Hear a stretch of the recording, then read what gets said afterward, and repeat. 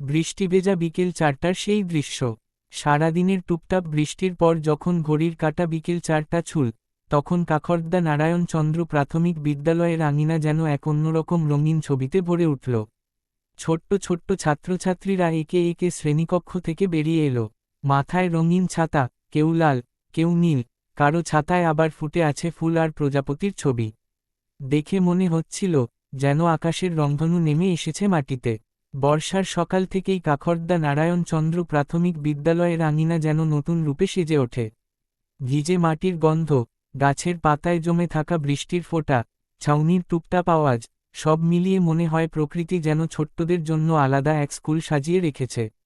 সারাদিনের পাঠচক্র, হাসি খেলা আর ছুটোছুটি শেষে যখন ঘড়ির কাঁটা বিকেল 4টায় এসে দাঁড়ায়, তখন শুরু হয় বাড়ি ফেরার আয়োজন। শিক্ষিকাদের স্নেহভরা চোখে বিদায়, অভিভাবকদের প্রতীক্ষা আর বন্ধুদের হাত ধরে এগিয়ে যাওয়া, সব মিলিয়ে এক অসাধারণ দৃশ্য। বৃষ্টির ফোঁটা ঝরে পড়ছে, মাটির গন্ধ ছড়িয়ে পড়ছে চারদিকে, আর সেই সঙ্গে বাচ্চাদের হাসিখুশি মুখগুলো যেন আরও সুন্দর করে তুলছে পরিবেশকে।